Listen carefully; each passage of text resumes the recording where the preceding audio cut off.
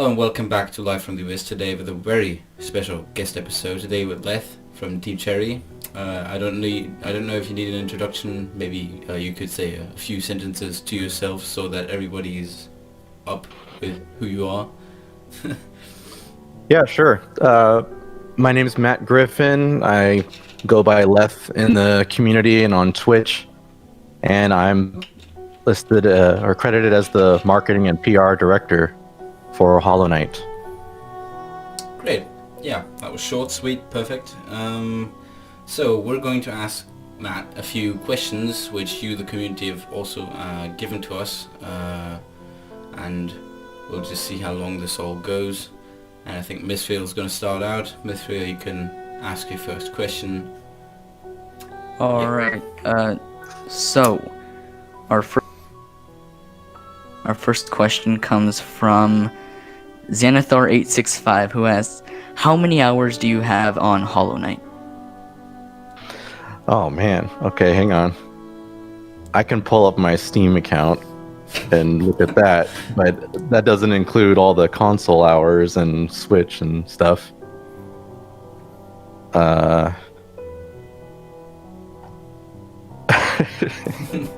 remember. Put me on the spot right away. Yeah. Some intriguing questions, guys. Wow. Well, Steam says I have 214.2 hours.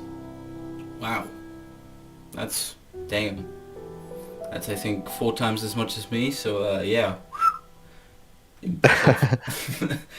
mean, okay. It's probably necessary a bit, but well. Yeah, and I was also like the main Xbox tester. Oh, you were? I didn't get to play it that much, but yeah, nobody had an Xbox in the office. Oof. So they were just like, Matt, can you make sure this is working? Okay. And a funny story about that is so I was playing it. I got the Xbox One X, and I was getting severe lag in the game, and this was like 2 days before I was supposed to fly to Seattle and launch the game in the Microsoft live on in front of millions of people, and like I messaged him back. I was like, something's wrong. I'm getting lag when I go into the healing pool. Anywhere I go in the healing pool, like it's slowing down. And I recorded a video and sent it to another tester and got him a key. I was like, can you try? And he's like, I'm not seeing that. And it turns out that my TV had been set in a power saving mode. So my TV was lagging, not the games. So it just, oh my god, you know how you could change your settings in your TV from vibrant to game to sport to blah blah, it's different settings. Well, one of them was like an acronym that meant power saving mode, and it was just like PSM. Oh, this looks kind of nice, So well, at least so got that totally clear. freaked out the team. Yeah. That's good. Well, I did play the Xbox One version, and I can report of no major stuff happening here, no major errors. So Yeah, I think good. everything went completely fine in that direction. So, Mythreel, next one, if you've got one. Alright, Scary Sounds asks, favorite NPC voice line? Favorite NPC voice line of any character? I guess. Yes. Yeah. Of every character, I believe. Voice line of any character.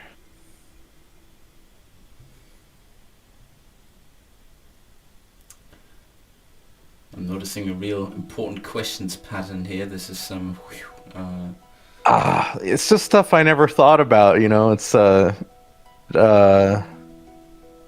don't know, I'm partial to Ron Joe Stenja, or Ronnie Joe Stenja, as some Twitch people like to call him. Yeah, okay. Good one, good pick. Wait, that's my own, I'm totally biased. But Hey, you have to be proud of your work. I mean, that's some incredible talent right there. So I could take the next one. Somebody asked, King Michael, I think. What's your favorite color? Bit of a What? normal question. Ah. I would say like a probably purple or a royal purple. Does it for me. I live in Sacramento, California, so we got the Sacramento Kings, and they were one of their main colors is like a royal purple. So maybe that's part of it. Purple, yeah, that's interesting. Okay, yeah. Impressive. I'm more kind of a blue kind of guy, but I mean, hey, everybody's got his favorites. Tilby asked, what do you think you've learned about marketing ever since you started working on that department? I don't know if it means like starting at TC or something. I don't know. You can just maybe, I don't know if you've learned anything new or new experiences and stuff.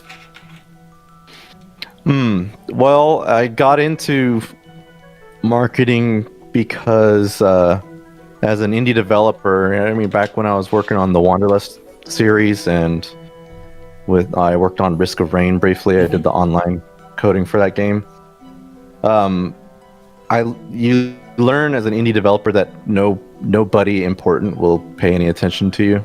Oh. Pretty much. That's a wholesome message, guys. Hey.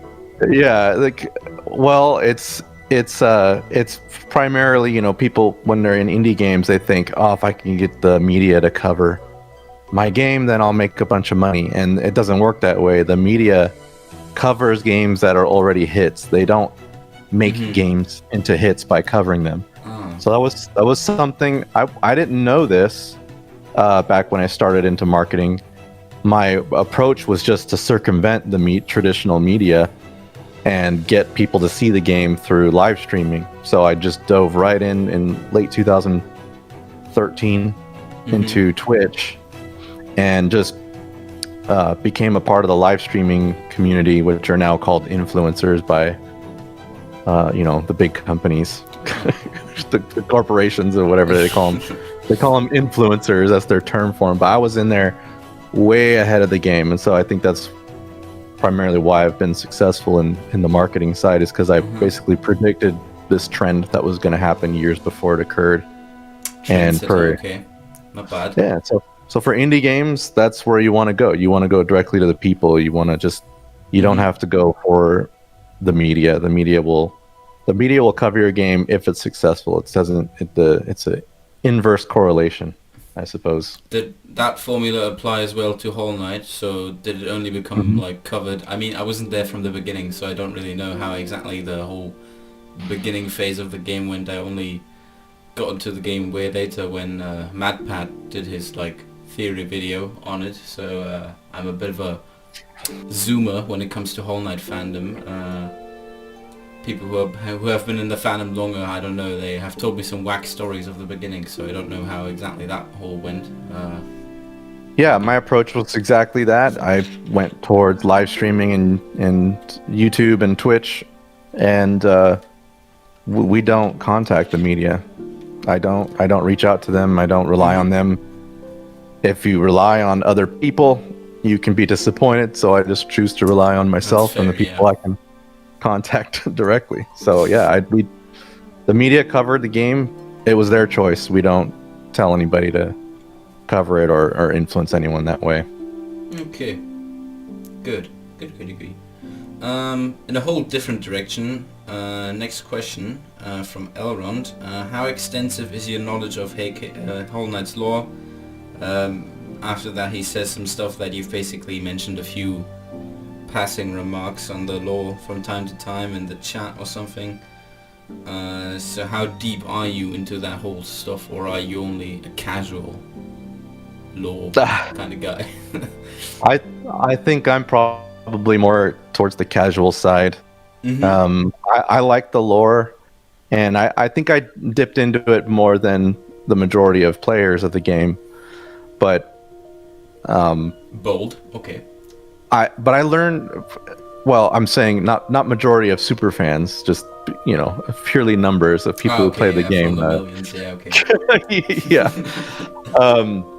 but and I was involved in the creation of the Wanderer's Journal, and so and also in the translation of the game. I was in charge of that team, so you read a lot of the text, for the game through that. But I would say I'm just a fan like anybody else. I know some things behind the scenes information, but truth be told, what's in the game is what's canon. Like, even if I know why a decision was made with a character or something like that, if it's not explicitly stated in the game, you shouldn't really take it as like, basically Team Cherry reserves the right to go against our original intentions as long as it hasn't been told explicitly in a title. Yeah, we had that whole debate like beforehand, before we got into this whole interview stuff, that people were just asking me and Mythreel.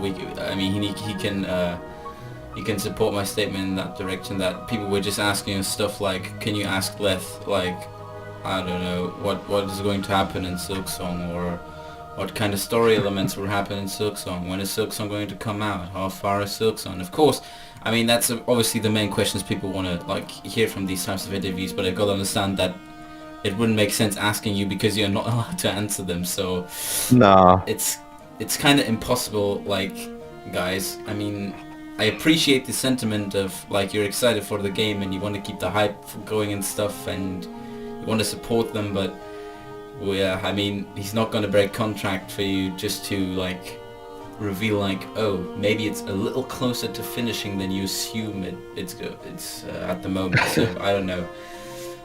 Don't ask that, please. Yeah, I'm not gonna do any spoilers for anybody, and because I would hate if that happened to me as well as a gamer. But exactly, I will say that we watch. I pay attention to the community quite a bit. As some of you will know, if you're really active there, you'll see I'll comment on things that people talked about there'll be days where I don't make a comment in the community, and then I'll just show up and comment on something somebody said 3 days ago. It's because I'll go back and look at what people were saying and try to address things. Yeah, I noticed that. Yeah, I think the one time when you joined last time in the Hollow Knight main Discord, that you just went back on stuff said about you and your name, then you just quoted that and just gave your answers. That was pretty cool, must admit. You don't have that for a lot of like people involved in the whole development and stuff. So Mythreel, you got another question, or sure, I'll do one. Okay. I got one from Ravenbane. First of all, he says, yes, Leth. And then, what was your favorite small piece of game design that William and Ari made in Hollow Knight? An element of the game that was my favorite. Their attention to detail is pretty amazing, and I imagine it comes from I know how they work, and Greg's talked about this, where they'll be doing their thing, and then one of them will say, what if we do this? And then they both stand up and start brainstorming and come up with a crazy idea and flesh it out, and then go and start making it. And I haven't been able to see that firsthand because I haven't got to visit them in the office or been to Australia in my life, really. But one of the details, I don't know if I have a favorite. I think being able to kill people that you're friendly with is pretty compelling. One of the details I remember them talking about early on, this was before I started testing Hollow Knight, was making it to where when you slash a wall, your character gets pushed back a little bit and some rocks come off of it, some debris or whatever it might be, rocks or some smoke or what have you. And that stuff, it's just a detail that makes the world seem more alive and real. Yeah. And then it can end up having gameplay consequences as well. If you like miss an attack and get pushed back, or you hit an enemy and you get pushed back and fall off a ledge and things like that. So yeah. it just adds to the feel of the game. Those are great details. Yeah, I noticed the tires, the details are quite noticed. Well, a lot from the hardcore fans, from what I noticed. Like, I think Grover mentioned like that you can go through like invisible walls or stuff, or I don't know, breakable walls or something. That really got him giggled up. That was really funny to him. And then Mossbag was so excited about the moss moving on the ground and stuff like that. Got them really fucking excited. That was really got them riled up for the game. And I mean, hey, I have to admit that's pretty impressive. That's something they do a lot, like things moving in the wind and stuff. I wouldn't notice while playing, of course. I mean, I'm not I'm not to like go down and then go really close up to my television and then look at that stuff. I will just probably just rush through it knowing myself. But if you notice it, that's pretty cool. That shows some signs of work, I must admit. Oh wait, I got one. So this probably this probably happened exactly as I was like theorizing there with how most of these things come about. They just sit there and go, what if we do this? And then it just turns into some other big thing. Mm-hmm. How you can run around and cut all the grass as you're walking around, it kind of keeps you busy. You know, you like slice things in the background, they're all there, mm-hmm. and destroy everything. But then when you go back, it's fixed. And then they probably at some point they probably just were like, what if we make a little guy who's going around fixing it, you know? And then came up with the mender bug, and then came up with his encounter, and then they fleshed out his story and gave him a house, and like it just turned to this. It was like, let's explain why stuff reappears after you cut it down. It's things like that that just kind of blow me away as a game developer. And just when the fans recognize it too, it's like, oh, that's so cool that that they do that. Yeah, I don't think that's other developers that go into that detail is it's not noticed as often. So yeah, that's pretty cool from them, I must admit. What is the next one? Oh yeah, from Buttface Bro 123. Okay. Cool nickname. He asked, I know the riddles started off as ways to make up for a lack of news on May 29th and June 12th. But I'm interested in why you have chosen riddles specifically, and if you are interested in doing more things like riddles in the future. I don't know how much of that you can answer, but like, you just decide how much you can tell.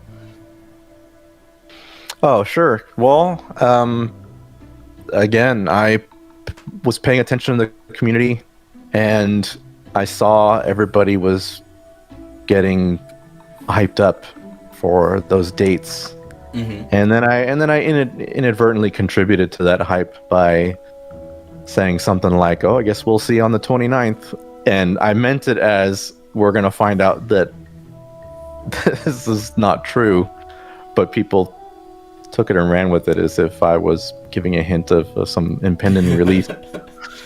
Which, you know, it's hard to know how people are going to take what you say. So now we just elect to say less and less. Mm-hmm. Yeah. But it's true. I did feel bad that I kind of contributed to that, and basically, I think it was that morning I was watching people, you know, on the community just disappointed, and I I don't know, it just was like, I gotta do something for them, and mm-hmm. started thinking of a puzzle. And that first puzzle, I think, was probably the most layered one of all the ones I did. And with the Zote precepts, you know, it was like 3 layers of decryption you had to do. And yeah, it was pretty hard, I must admit. Yeah, it took everybody a while. I ended up giving some hints. In hindsight, I wish I wouldn't have given the hints, and it would have just lasted for a week or something.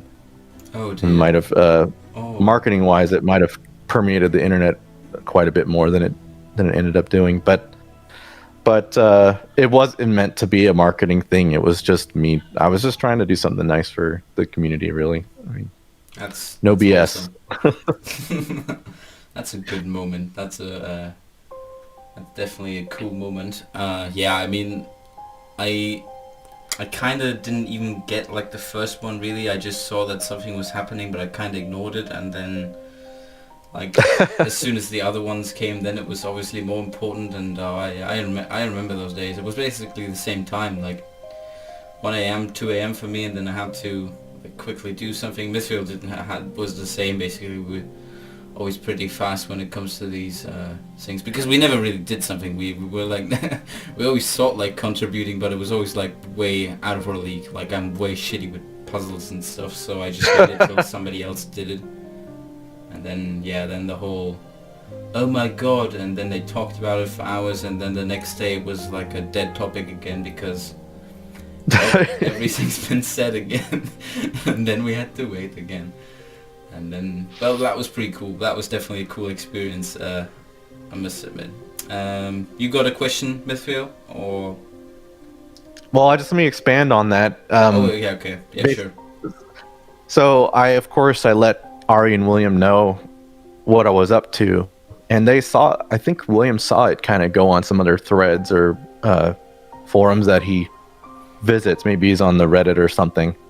And he was like, man, this is pretty cool. And they were like, since we don't have anything happening, there's no E3 show, or we didn't, we knew we didn't have anything showing up in June. So we were kind of like, let's do some more of these riddles. Are you down for it? I was like, I'll see if I can, and then they asked me to do four weeks in a row of small character reveals, what they considered minor reveals.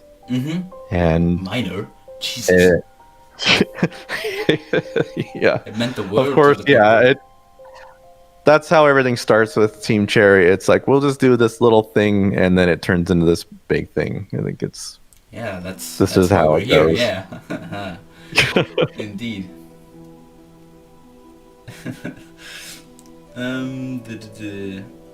Oh, yeah, that's a good one. Yeah, I'll take one from Leth if that's no problem for you, Mythreel. Have you worked in a position like this before, and is it intimidating to have such a large audience to maybe not cater to but deal with?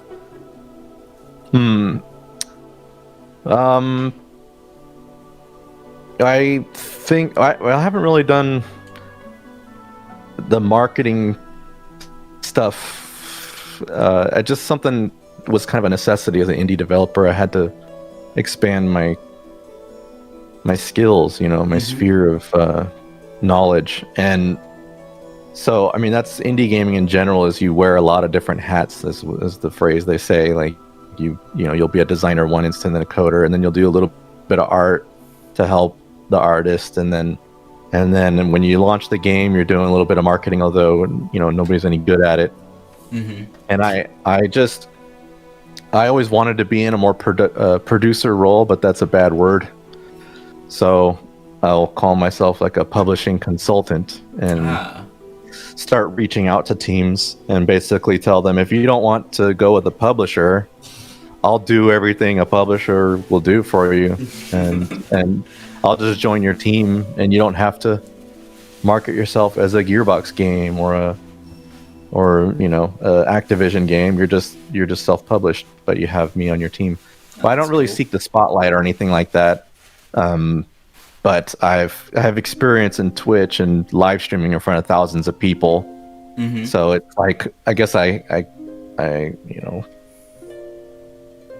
got used to sort of a minor spotlight through that, and now the community's, I don't feel like I deal with the community. It's like to be honest, or not honest, but to be frank, I don't think indie games should do community management. I think it takes away from what they should be doing, and that's focus on making a good game, because that's where the community's there for.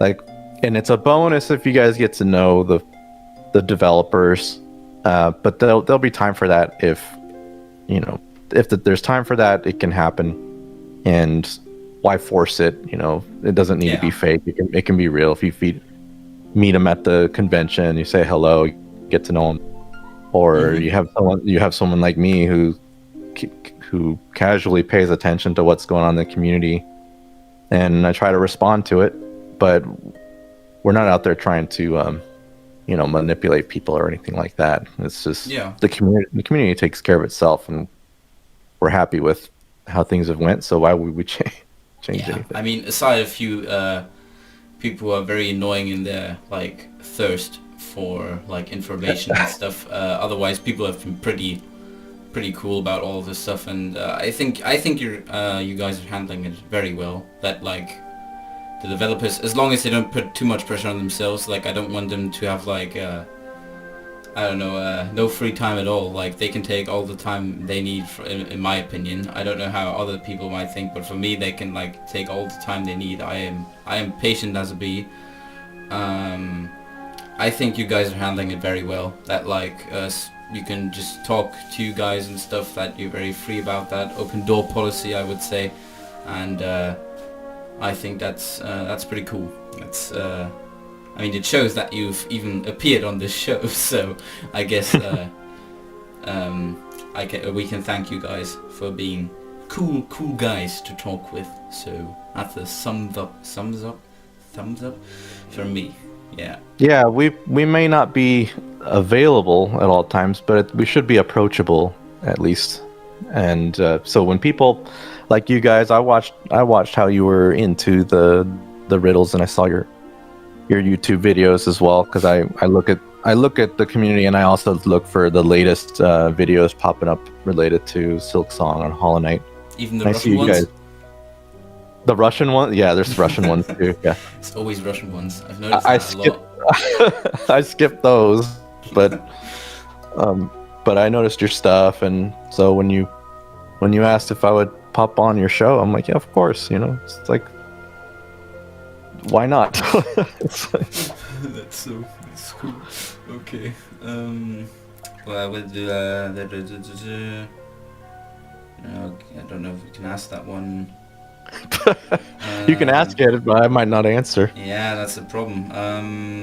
Yeah, well, whatever. A Greek asked, did Nintendo say Silksong is coming soon to build hype for the game early, or was this a marketing tactic? I don't know what they did what that was in the treehouse. I mean, what they said, that was their deal. That we weren't a part of that. We probably need a Nintendo developer or like one of the guys from the treehouse in here. Yeah.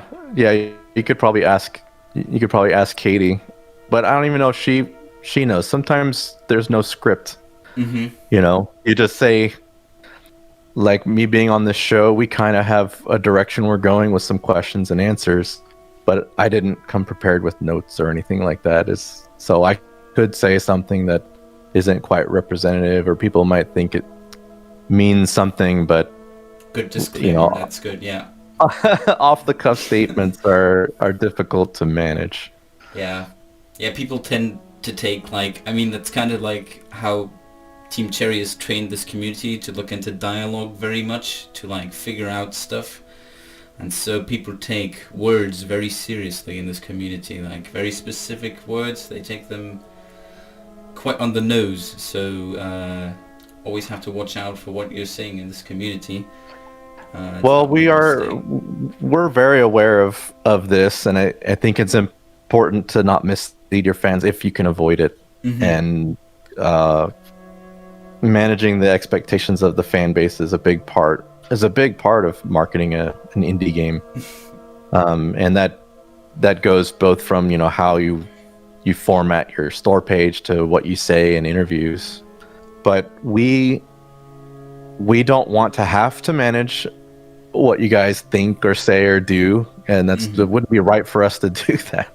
But of course we're going to take advantage of opportunities if they present themselves, where the fans say something cool that we didn't think of, or if there is a controversy occurring and it's making people talk about our game. Do we want to necessarily shut the conversation down? I mean, I tend to lead towards no. Let people get upset about it, or let people fight about it, argue about it, whatever, because that means they're talking about us.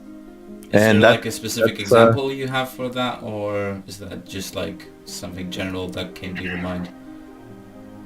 Well, like say the June 12th date. Okay, yeah. So that that was a big mess. And you would think a PR guy would want to put out the fire, quote unquote.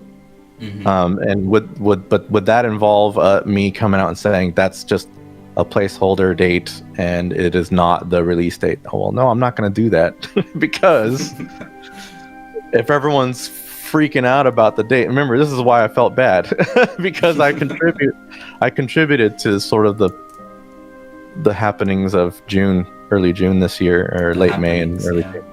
Yeah, by not clarifying things, but that's something at the time, I think it was like late November or something when Steam popped that date up, and I woke up in the morning and saw a bunch of messages, people freaking out, and I was like, okay, well, all I'm gonna tell people is this is a mistake, and this is, don't think of anything from this date, and Wise decision. And then just deal with it later. The best way I could. Lying, because it's obviously for 2021 and not 2020. We got it figured out now. Frax asked, enough of the Silksong questions. Okay, I mean we only asked one, but okay.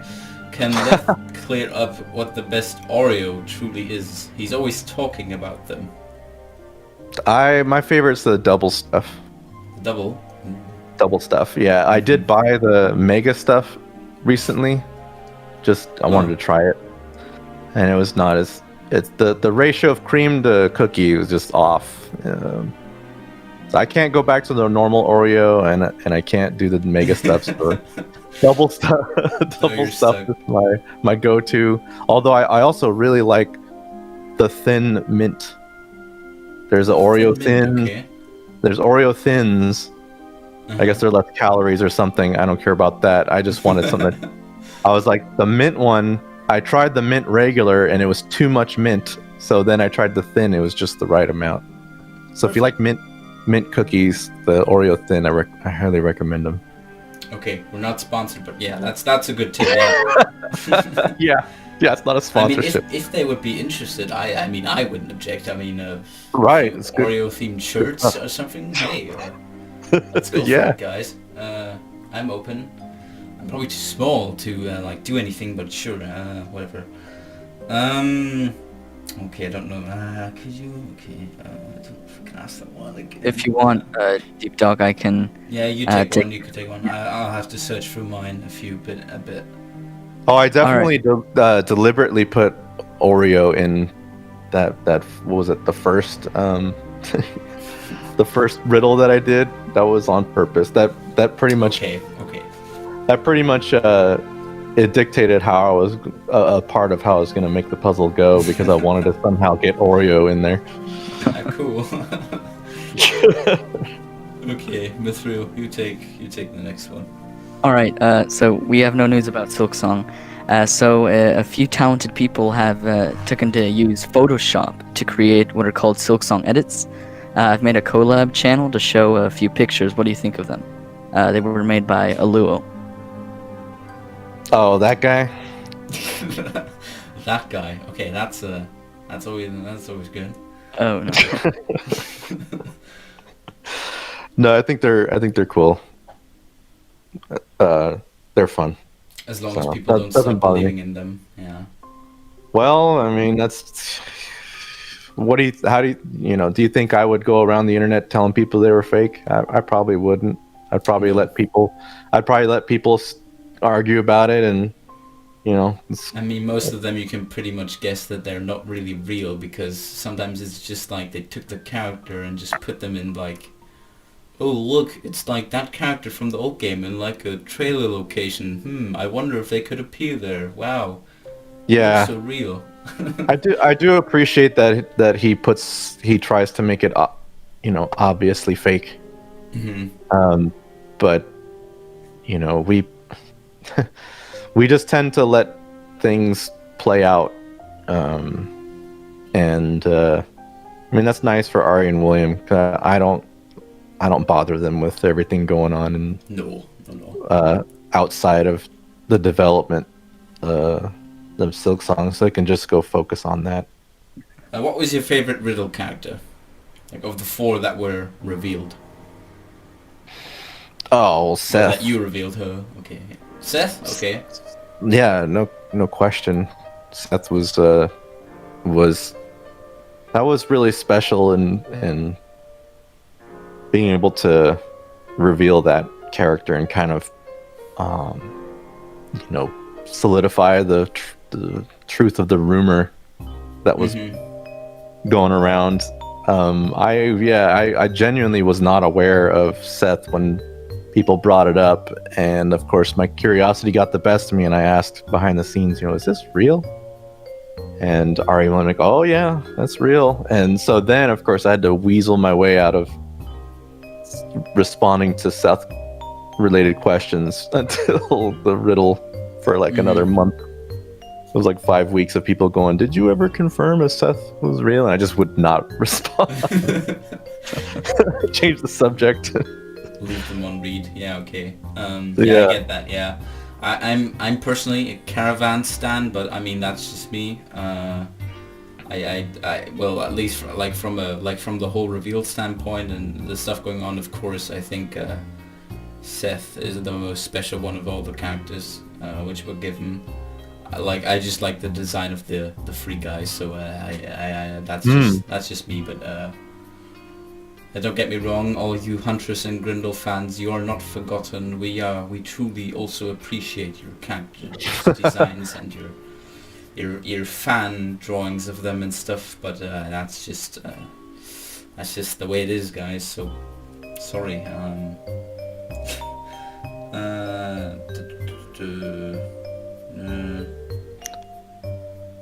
I got logged out, but I got my question again. Okay. So what things did you and Team Cherry take into account in order to choose what languages the game would be translated / localized to? Well, at first it was just availability.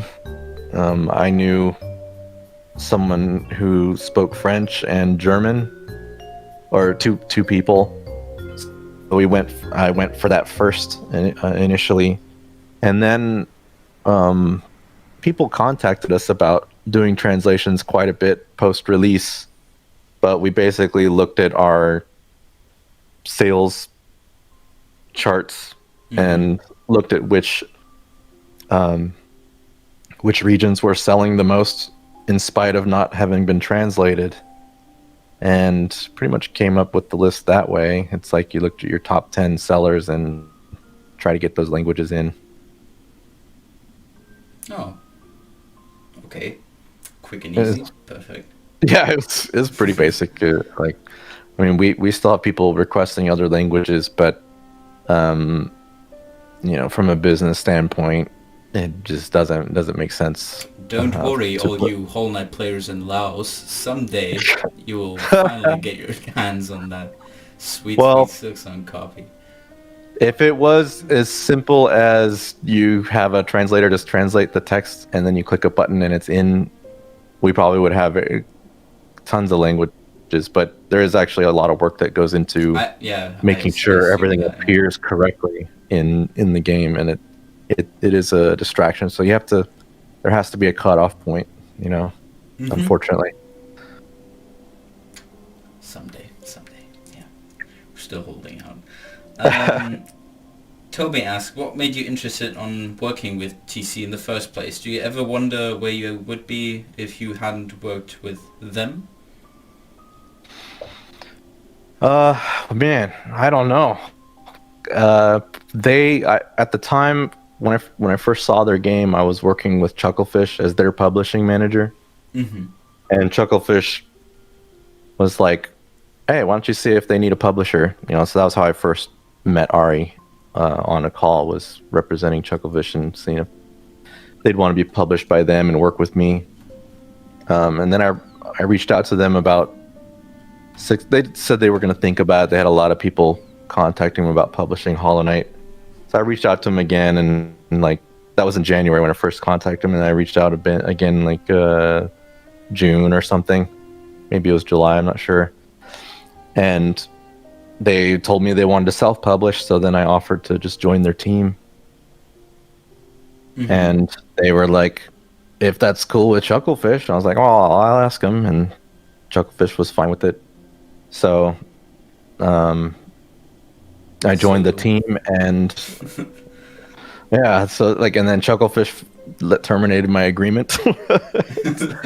So then I just went full time to work with Team Cherry. I mean, that was after I launched Stardew Valley for Chucklefish, so they were plenty busy with that and wrapping up Starbound.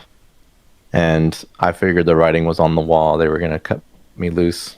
So I started reaching out to other indie developers to see if I could join them.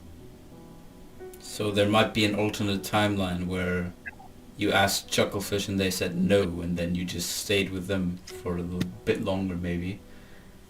Well, they let me go. They terminated my agreement like in September, so I probably would have reached out to Team Cherry again before they launched. I don't think they let me go because of Team Cherry. It was just they were like, we want to control Stardew Valley. We don't want you on it. Okay. Because I wasn't there. They had their London office, and I was here in the States. And at some point, they decided they just wanted everyone local and Nothing personal, kid. Yeah.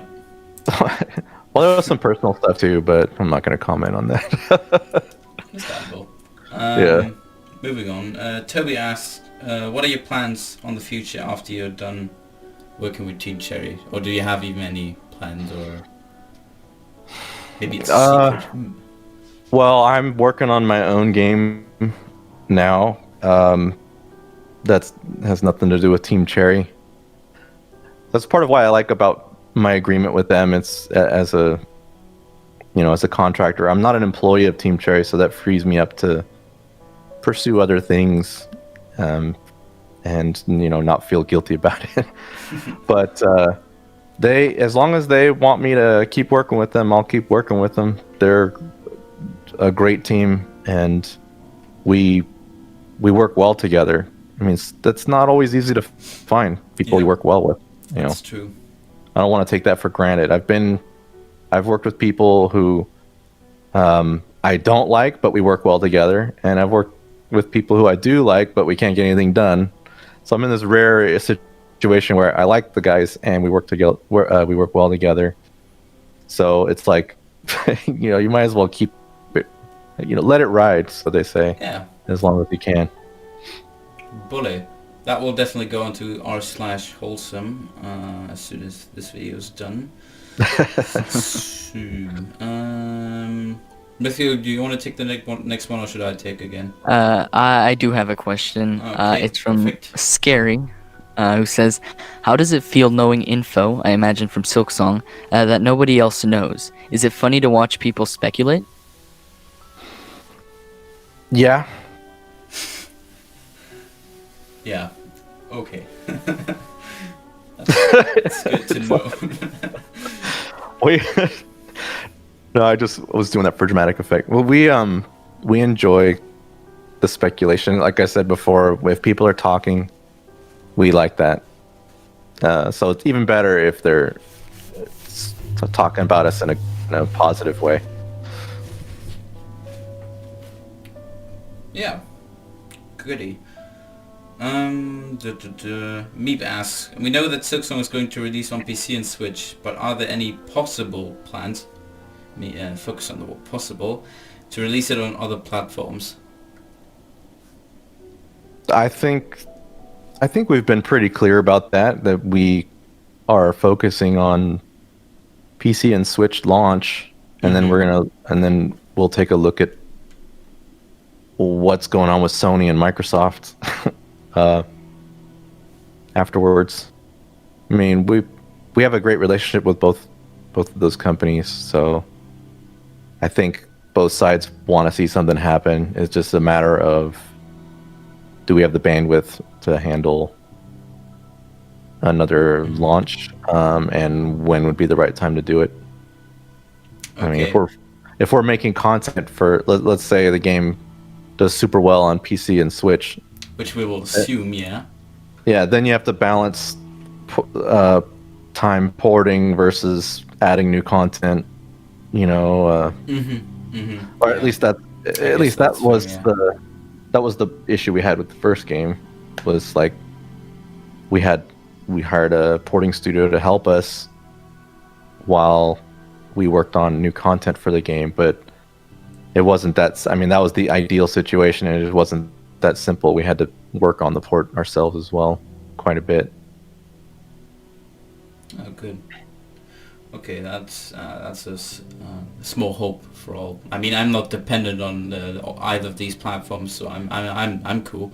But yeah, to all you console players, like just get a Switch. But okay, yeah, sure. Well, we want it to be available to all of the console players. We just can't say, yeah, it's happening. I mean, just in case, I've still got my Nintendo 64 here, so I mean, the yeah. option is there. It had to be a small kind of game, but hey, option is possible. Medieval Discord asks, how has your day been? How's my day been? Just a normal random question, like on the street. Yeah, it's been good. I was working on my own game project. Before, when you messaged me, I was working on a bug. I've been trying to bug like the whole day, and I finally think I've got it worked out. That's why I was like, when you messaged me, you were like, "We're ready," and I was like, "Just a minute," you know. We didn't want to hurry you. We didn't want to stress you. Yeah. If I stop this now, I might not be able to fix it. I was on the verge of a breakthrough, but I got it. So I'm feeling pretty good now, and I've been excited to get on this call with you guys.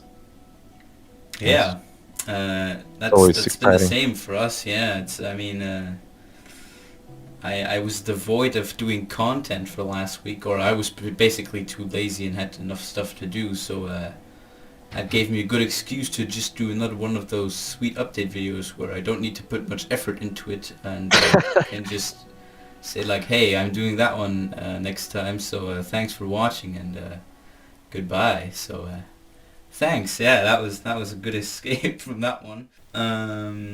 Blah blah. I think you already answered that one.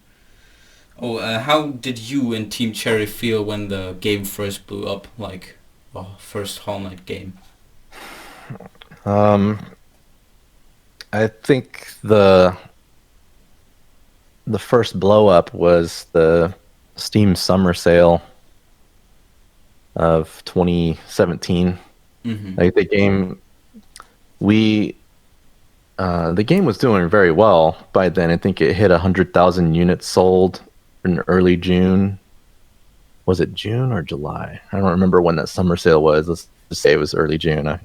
And sure, we hit 100,000 units, and so then they reached out to us because we had, I think, nearly 500,000 wish lists or something like that, and that they wanted to feature us and recommended we do a percentage off large enough to get the game under $10. You know.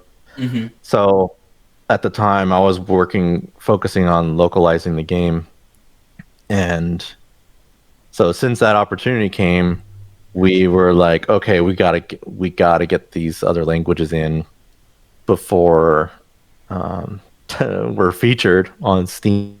And so there was a mad rush to get there was like 4 languages I think we were trying to add at the time and get them all in and tested. So we did like a quick release, maybe 3 days or something before we knew we were going to be featured, and then fix those issues and put out an update, I think the day before. So I don't know if you can't tell really if that makes a difference, but the Steam sale itself, I think we sold over 300,000 units in a week or something like that. Jesus. And yeah, so I learned that the summer sale is very important that year. Yeah, Steam summer sales are quite the highlight in the internet community. So yeah. You always, it's the data. You always have that feeling, but then when the data is thrown in your face, to that kind of degree, you're like, okay, We're famous you know. now. Haha. Yeah, it was a big. That's huge because people already, my approach to marketing, and I thought this was some kind of secret wisdom, but I think I'm learning now that this is basic marketing stuff. I didn't go to school for marketing or anything like that. I'm actually majored in philosophy. Oh, that's pretty cool, actually. Damn. Yeah. Philosopher among us. Okay. Yep. So I pride myself on thinking outside of the box and solving problems because of that. But with marketing, my approach was just make sure people see the game in a positive way more than once.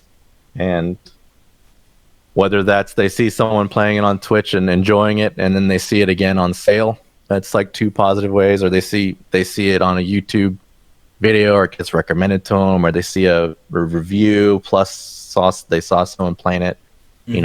That's basically like I just do everything I can. I mean, it's word of mouth essentially, but the focus is not to get them to see it once, but twice. Like you go for that, and I don't know. It's working so far.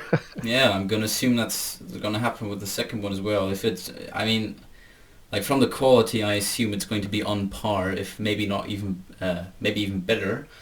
And I assume maybe a few bigger YouTubers might take their big eyes upon upon that little game, or well, what little is a bit of a term now, I would say, like this, well, already quite popular game, that as soon as they might cover it, then it's going to be a growth spurt among the ranks of the people who adore this franchise. So I assume that's, I talked about that one with CC Makai a few episodes ago, that is on the one hand super exciting because it means tons of new people who are coming into the fandom, tons of new people supporting Team Cherry, more money towards them, more support, more fan stuff like drawings, music, maybe even spin-off games or something. Like now at times, like for Hollow Knight, like there's been like I've been invited to like at least 3 different fan project Discord servers, and like 2 of them are dead now, but like one of them is still continuing, so that's always very exciting to see. And I think for Silksong, that thing is only going to get amplified, so it's also kind of scary, but we'll just have to wait and see how it goes, I assume. Yeah, I have before we launched Hollow Knight, I knew the game could be a success. I knew it could be a big hit, but you never know if, at least at that point in time, it was like, okay, I got everyone to play Stardew Valley, which I didn't expect to be able to do. Like, will I be able to pull this off with Hollow Knight? And I had doubts because the Switch launch was like a week after we launched the game. I wanted to launch the game a month later, but we just, when you run out of funds and you're under pressure to get the game out, it was in a good place. We just didn't have the Mac and Linux, and we wanted to add. I think I was hoping to push it back a little bit to avoid the Switch launch, plus have Mac and Linux ready at the same time.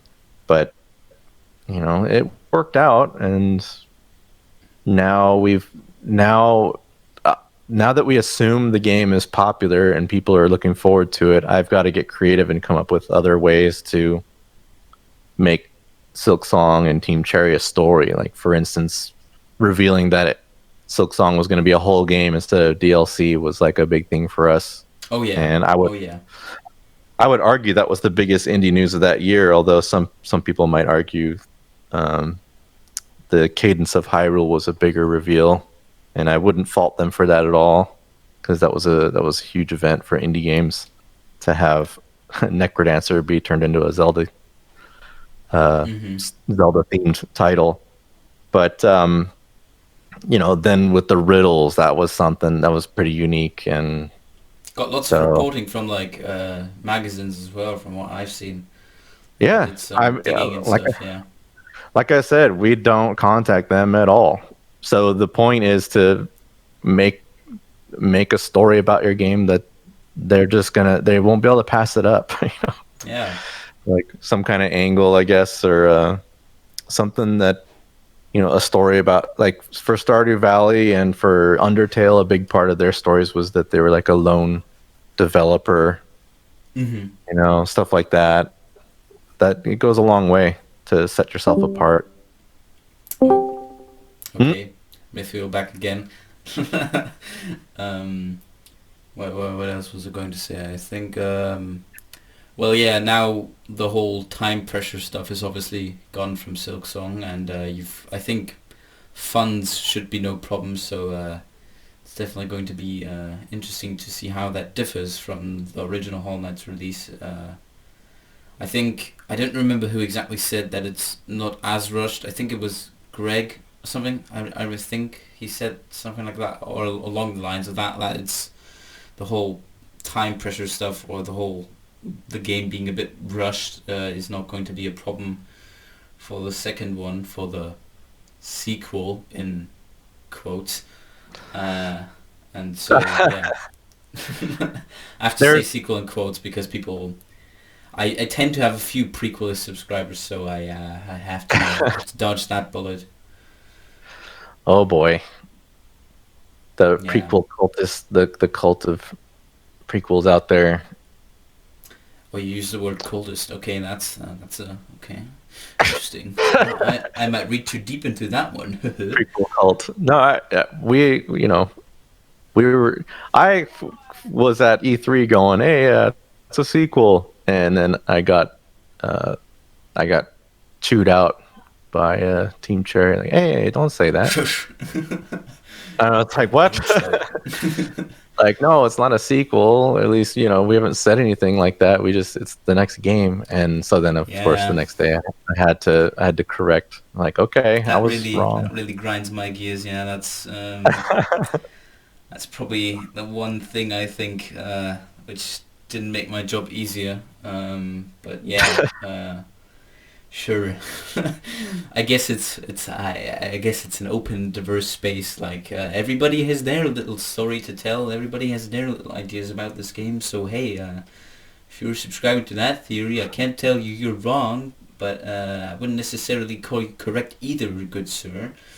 But again, yeah, I guess it's just it makes more sense, like from a standpoint that Team Cherry would just be like, hey, it could be correct, which is also the attitude that the whole Hollow Knight Discord has anyway. Well, I mean, it could happen, it could be possible.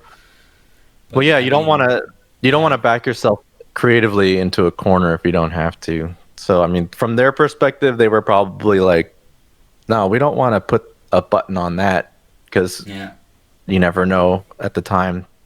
They might have decided prequel or sequel, who knows. But from a marketing perspective, you certainly don't want to end a conversation that's an active, passionate discussion with fans. You want people talking and continuing to talk. If you can let it go, just let it go. Even though prequel versus sequel debates have, I would say, reached quite of a meme tier. Oh, have they? At least I feel that way. I mean, there are still some serious debates, of course, and I think especially like in the Mossback Discord and stuff, where people, I wouldn't say they're a bit more lower on the lower level. I would just say the discussions are a bit more animated. Yeah, I'm trying to word this so that I, on the one hand, don't offend people who are in the Mossback Discord, and on the other hand, don't like shit on the mods in the Hollow Knight main Discords. I'm just gonna say that discussions there are a bit more open. Not that the ones in the Hollow Knight main Discord are closed off or something, but they're a lot more like somebody throws something into a room and it's like either a mod or like the people who fucking, I don't know, studied the lore on university and stuff, that they just come in and then here's a wall, why you're wrong, and then That thing is set up. Not that I don't mind that, because I tend to avoid useless discussions, but in other discords, from what I've seen, it's a bit more open. Not that that's a bad thing again. Please don't quote me on that. Please don't report me, but that's just the way I feel. Nah, I'm not going to report you. Oh well, thanks, hombre. We like to let the communities to do their own thing. I mean, if you guys, everyone should manage their own community, and that's fine by us. You know, no one's forcing anyone to go into any community. We're not out there saying this is the official Hollow Knight Discord community that we look at or anything like that. You know, we try to just participate in the ones we can, and that's really it. That's community management. Like I said earlier, it's just not a part of what we're interested in doing. Makes sense. Yeah, definitely. Don't want to divert your sweet time away to other meaningless stuff. Yeah, that's the obvious. That's the more, I would say, obvious benefit to a small team is it's a distraction. Yeah. I mean, if for anything else, that's to me that's enough. But I think also marketing wise, it's better to have people discussing and even arguing. It makes things more lively. Yeah, I do admit. Yeah, if you guys had all the answers, no one would be talking about it. Yeah, I guess that's fair. It would just be on a page, and people would look it up, and then there would be no community. And we wouldn't have such awesome content on YouTube. Haha. Yeah, you take the good with the bad, I guess. There's pros and cons to everything, but you know. Oh yeah, I've definitely seen some of the cons. Yeah. Well, dark parts, my friend. Folly from Farloom asks, where did the nickname Leth come from? Oh, do I have to answer every question? This isn't a AMA necessarily. It's no, you don't. Like you can just say no. You can just say Uno, skip that question, but sure. Yeah. I'll explain where it came from, but I won't go into too much detail. You can do in the shady terms. That's completely fine with me. Yeah, classic Leth, people might say. No, it's an abbreviation. Is that the right term for it? It's a shortened version of a character name, an elf character for my Dark Ages of Camelot. My character on Dark Ages of Camelot, an old MMO. It was like this really long elven name, and it was completely ridiculous and difficult to pronounce, so I just shortened it to Leth as I started to gain some notoriety in the game development scene. I was like, this isn't gonna work. I better shorten it. Bully. So yeah, and then I joined Twitch as Call Me Leth, like with underscores instead of spaces, because Leth was taken, and it's difficult to get Leth anywhere. It's like a surprisingly common name. So, but a Twitch moderator saw that I was a game developer. The Twitch streamer was playing Risk Array at the time, and he was like, "Hey, man." He reached out to me and said, "I can get you Leth if you want it." I was like, "Hell yeah!" I can get you that one. Yeah. So now whenever a new website appears, it's like Patreon showed up, I immediately went and nabbed my account, stuff like that. Try to get in front of everybody. Well, now I've revealed what I do. Now everyone's gonna go steal my name everywhere. So, I'll have to change names. Yes. But yeah, Leth fan accounts. Haha. Yeah, so that's all it was. It was a shortened version of a MMO character. Yeah. Well, good to know. Your favorite? Do you guys even know Dark Ages of Camelot? No one knows this. I mean, if I were a fan, I probably would have been like, ooh, I know that one. But it's before your time, maybe. Yeah, probably too young. Well, I don't know if Mythreel has gathered any intel on that one, but I can Nah. safely say for me, I mean, Dark Ages of Camelot. Hopefully someone in the comments will be like, "Oh my god, that game!" Yeah. That one guy from the 1990s. Hey, I know that one. No, nobody knew who I don't mean anyone knew who I was in the game. It's just I wonder if people even know of the game at this stage. We'll see. Next, was like we're a going post. to have a flood of people thinking they're gonna find some deep, intricate stuff there. So hey, It was a cool game. It had like 3 different factions. It had faction PvP where you like try to take over each other's cities and stuff. It was pretty okay. intense. It sounds like it. Yeah, I assume. Yeah. What was I? Oh yeah. Menderbug. Haha. Oh Asked, no. asked, what is your favorite indie game besides Hollow Knight?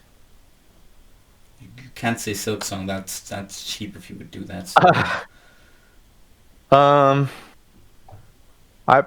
besides Hollow Knight, mm-hmm.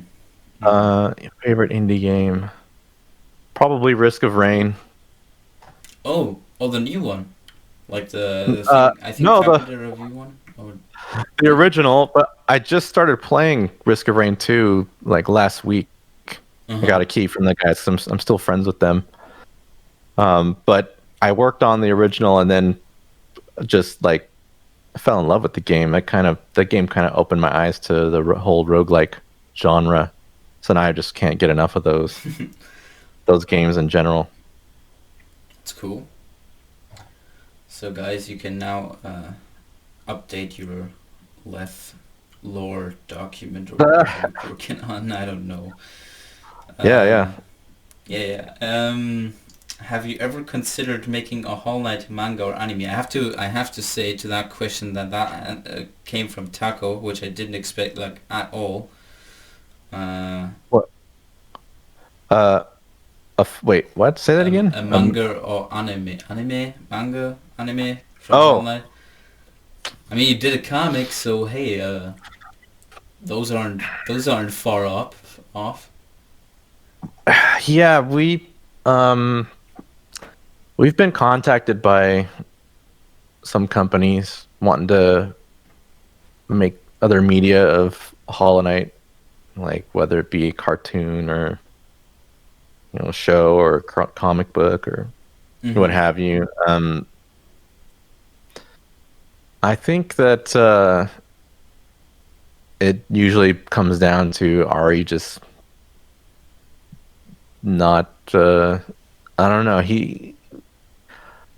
I understand this. I think it was basically like we don't want to corporatize the Franchise or yeah, not too much. We have some fan service in the merch and plushes and stuff like that. But the book was a big. I mean, that was a fight.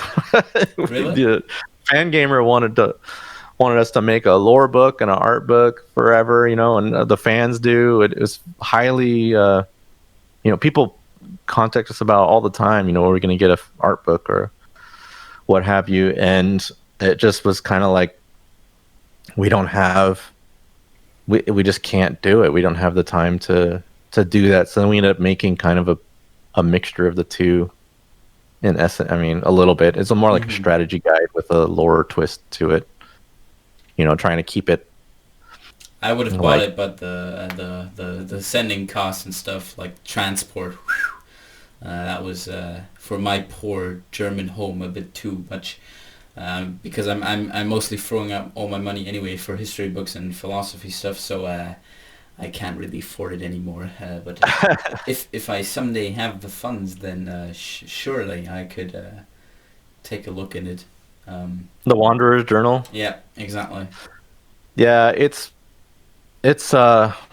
different. It's like it's kind of like a strategy guide, but without the numbers. It just kind of explains everything. And we try to put some hints in there, but make it like a character in the world would say it. Mm-hmm. Um, but we also it's it was we just didn't think, since we didn't want to give away lore and we didn't have enough art to make an art book, we were just kind of like, what kind of book could we make, you know? And so we Both. finally came, we kind of came, you know, Fangamer and Team Cherry kind of worked together to come up with it, because, you know, the Wanderer's Journal, where it's just like, it's almost like a, yeah, encyclopedia of Hollow Knight knowledge in a way, but told Mm-hmm. from a perspective of a character in the world. I applaud to that originality. I must concur. That is well done. Applause. I have to recall playing applause in the background. Extra asks, have you been enjoying your time working with Team Cherry? I think you already said that they're great guys to work with, but they also asked, if so, what has been great? I don't know if you've got any specific stuff, or if just in Well, we general it's just, been all good. yeah, they work very hard, which I can appreciate. They're funny. Uh, we had like an inside joke at one point, because we announced that God, at the time it was called Gods in Glory, was going Oh to be yeah. launched early 2018 or whatever it was, and that ended up being like our password for the beta in June, you know, or something. It was like, I was like, please tell me that our password's going to be early 2018 boys or something, and it was. It was like, they ended up kind of riffing on ourselves for missing our own deadline.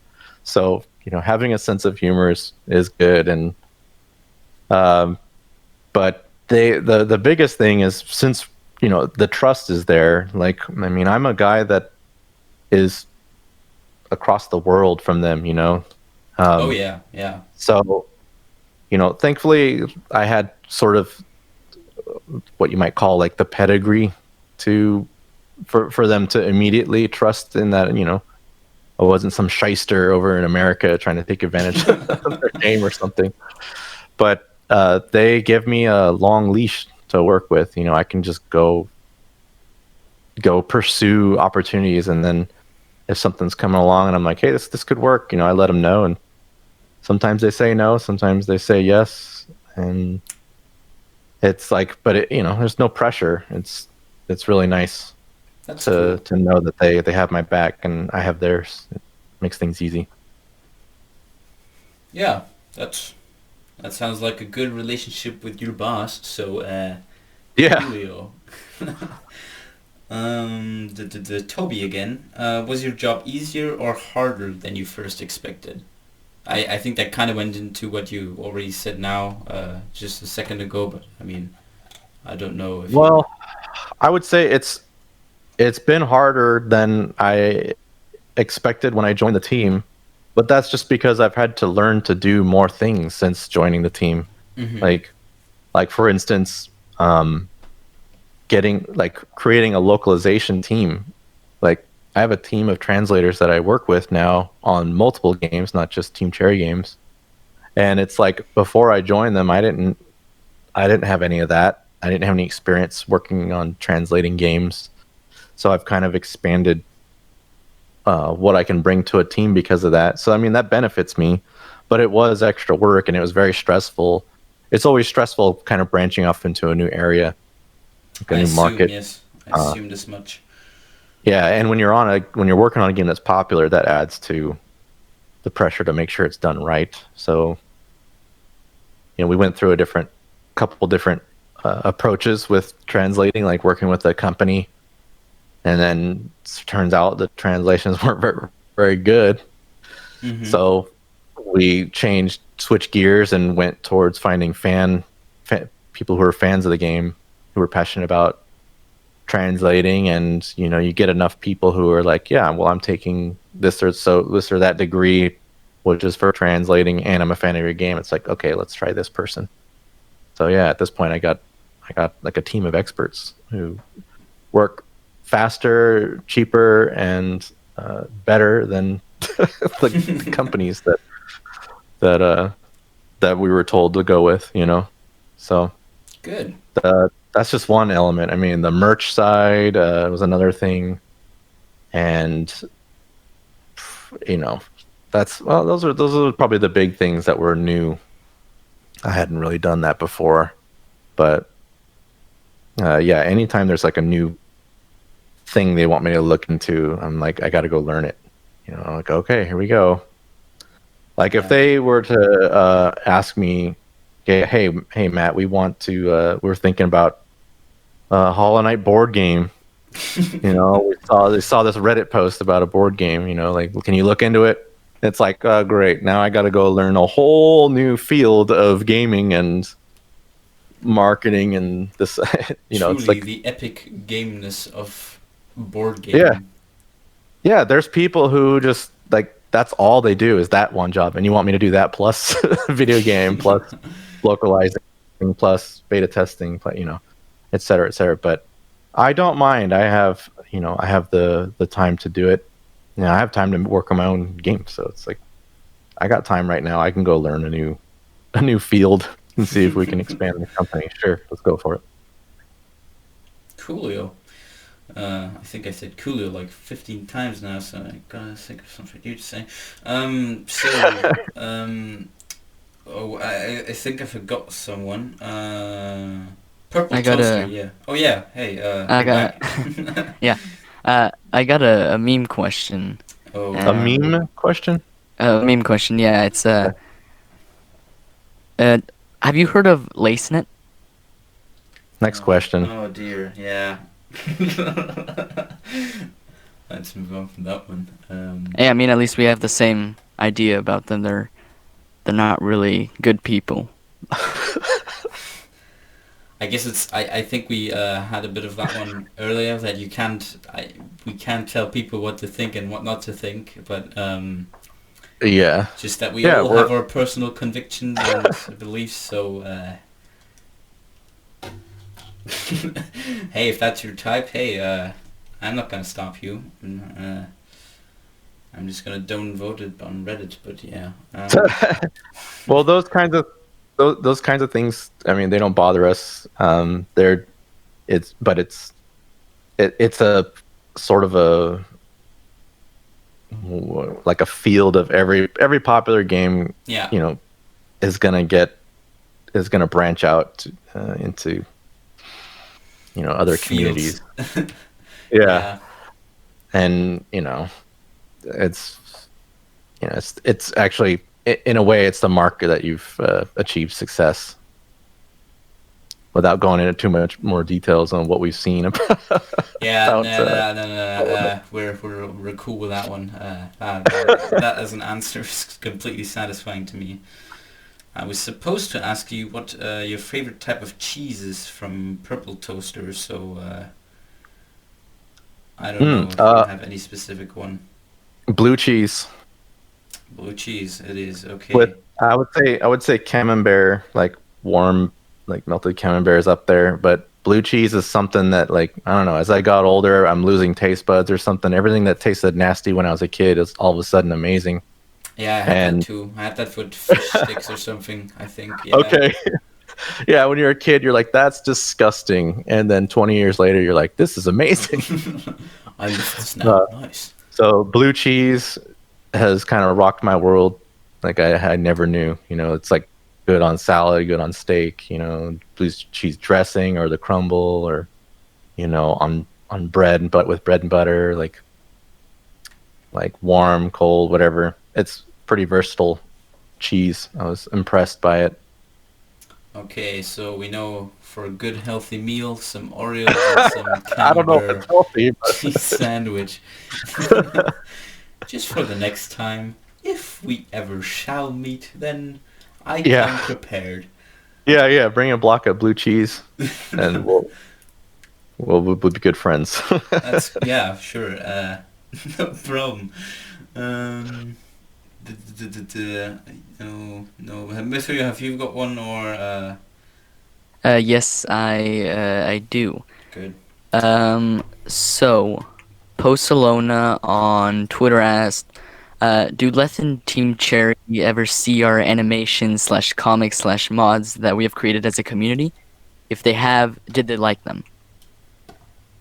I think I see most of that stuff, and I'll pass it on to the team if I really like it. But they also sometimes post their own thing, or at least, a year ago when they were less busy, they would be like, "Did you see this?" And we do have kind of in our work chat, I guess. There's like a general channel where the testers are still in there and translators and stuff, and they'll pop stuff in there like artwork that fans do, and I mean that's how we see it. The elite Discord. Mhm. Yeah, that's that's how we find a lot of the fan art that we would feature in our blog posts and stuff. It's like popping in there. But I imagine Ari probably kind of, I don't know. I never asked him how he finds the stuff that he features, so maybe that's something I need to ask. I would be better prepared to answer that kind of a question. But Hey, all is fine, all is cool. but on Twitter, I have, on TweetDeck, I've got a Silksong feed, so I'm seeing a lot of that stuff that comes through there. Good, goody. But, I mean, fan arts and everything like that. I love liking and reposting fan arts, especially when we were doing those reveals. It was amazing how fast people put stuff together, Mm-hmm. and I couldn't help but retweet it. It's exciting. Yeah, some of the stuff is quite cool. Others is a bit more exotic from what I've seen. A lot of the stuff that I don't know how to say it. A lot from the stuff I've seen is a bit out of the field, but I appreciate the diversity in all of the content that's on this. Well, we had platform. one. We had one that nearly led to us partnering with McFarlane Toys to produce a figurine. Oh, Like really?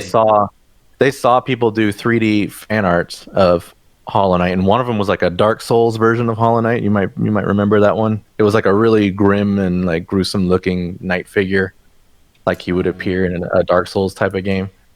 And then there was another one that was more basic, and they were so super popular, like tons of shares and likes on Twitter. So then McFarlane was like, "Hey, what's up? You want us to make this for you?"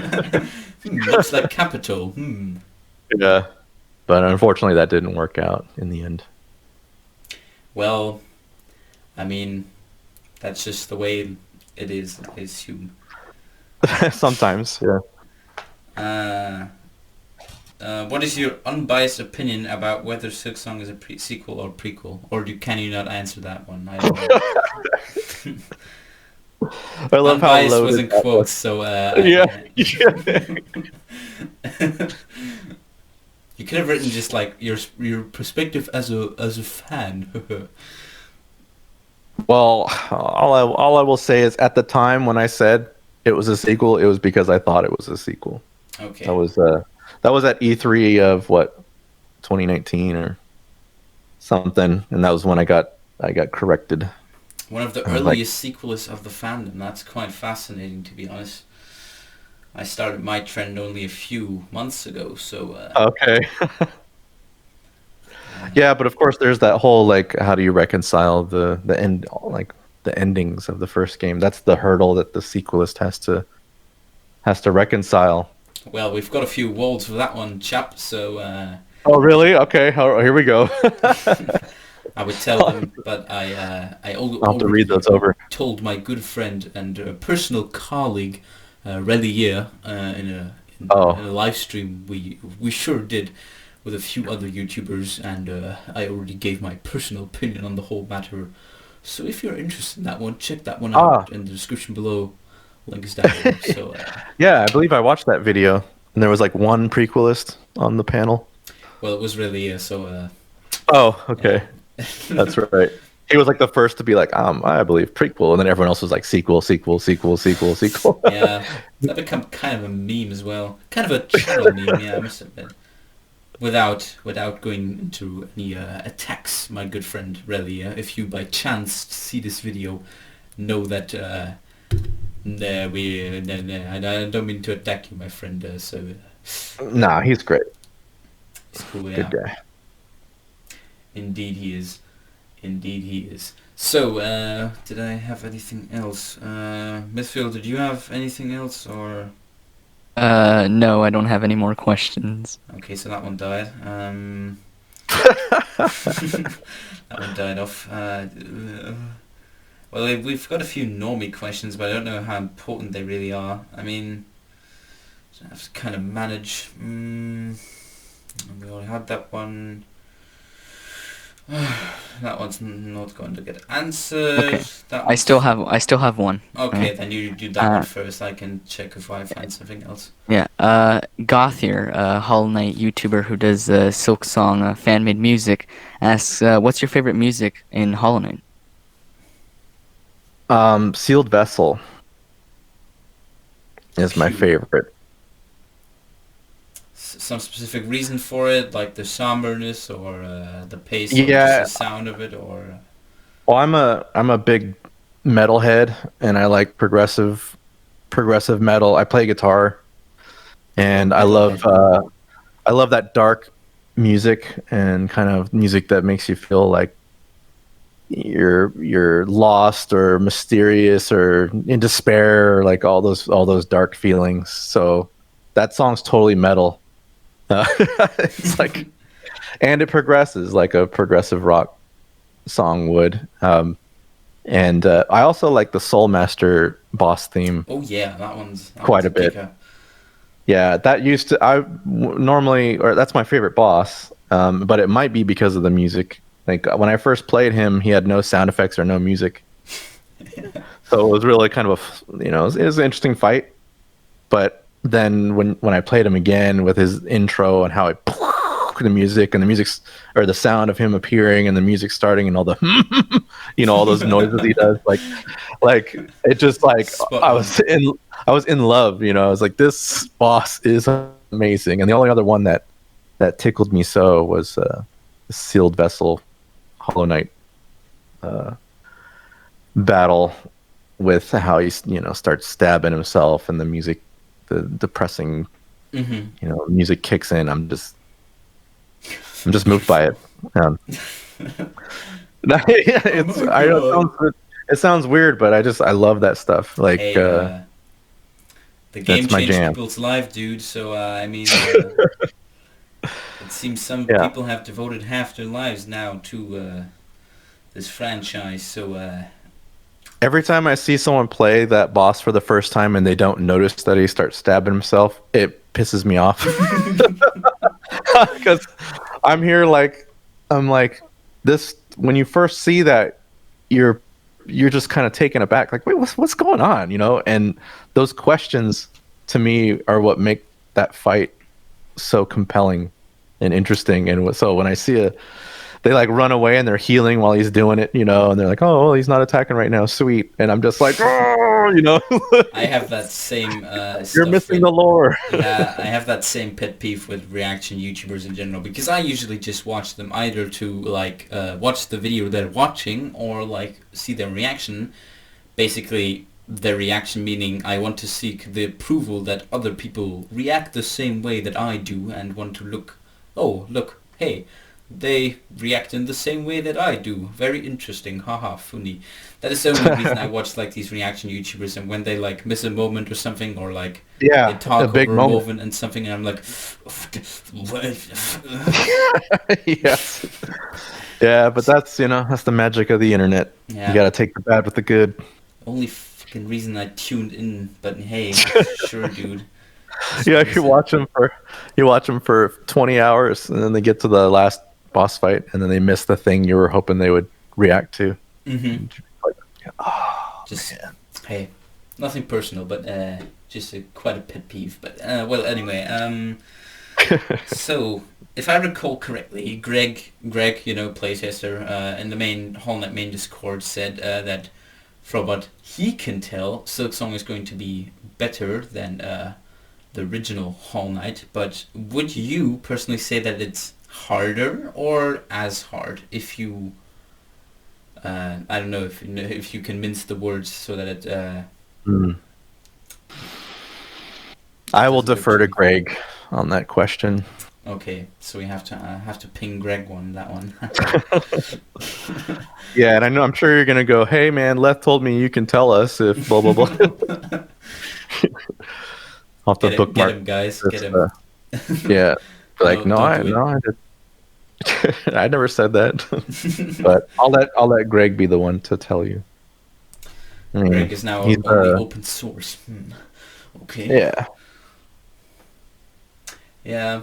Okay. I think we've basically covered it. I'm thinking if I have any questions. Well, this is the part of the interview where you, the interviewee, can ask some questions that you might have to us, if you have any. If not, then the segment died. So. Well, how's your guys' day been going? Did you just wake up for this I set interview? my alarm. I Oh man. went to sleep at 10 p.m. and then I set my alarm to 1:45 a.m. and then I just woke up and drank some tonic water as I usually do, and then I read a bit on my McKinley biography, and then I just sat in front of the PC until now. So that's Okay. basically the gist of it. Mythreel, how's your day been? If you can answer. It's been pretty good. I just went to school and yeah, that's basically all I did. The basic Talked on stuff Discord. today. Yeah, pretty basic. Yeah, indeed. Someone asked what are our thoughts on like fan arts and fan games or fan projects and mods and things. I mean, that kind of, I mean, I bet you can imagine my point of view. It's like I'm for all that. It's like if people are that passionate about the game, they're gonna make their own take on it and share it, and people, it just tells people about Hollow Knight, in my opinion. It's free advertising, Yeah. and it from the purely marketing perspective, I mean, it's more than advertising. It shows what kind of impact you had on people. It demonstrates it. So it's a lot of fun. Now, I will say that we don't like it when people, steal our work and put it on the App Store. Yeah, of course. But Shady downloads again, yeah. so we have to take action against those, and we are, of course, doing that. But Boom, denied. there's a clear line and distinction between a fan doing something that is sort of like a love letter to Team Cherry and someone who would probably prefer we didn't know about what they were doing. Well, we had all of that one, yeah. We had quite a few ones of those, like Quirrell fan games. Those have been pretty topical, I would say. I joined in one, and now they've come to the point where it's just like, we probably won't do a game, but we're going to post fan art, which is totally fine by me, because then I don't actually have to look at the Discord anymore, because I'm in way too many Discords anyway. So that's fine by me. And another one, I think Tide Tail or something, that one is now doing a different game, not Hollow Knight related, and there's still the Pale Court mod, which is supposed to come sometime. So yeah. Yeah, that looks pretty good. That looks pretty radical, yeah, I must admit. I mean, I don't have Hollow Knight on the PC, so for me it means basically nothing, but if I would someday ever get it, then I might check it out. I might just watch videos of it or something, so yeah. Well. Good. Well, if you have any questions, again. This was just thanks for doing this. I had a lot of fun watching people ask all the questions they were asking, and thankfully there's some that you chose not to do. So I deleted some because some of them were just like either complete idiotic, like I mean, guys, not all of you are going to watch this video, and probably the people I mean by this like little statement of mine are probably not going to even watch the video, but he's not giving out the release date. Come on, I mean, it's like the most obvious shit. Like, why do I have to explain that anymore? Like, well, I guess that's just it's just part of the problem. But I mean, that's okay. Development's probably going good. All of them are healthy. Nothing catastrophic happens. So just be patient. I don't know. Read a good book.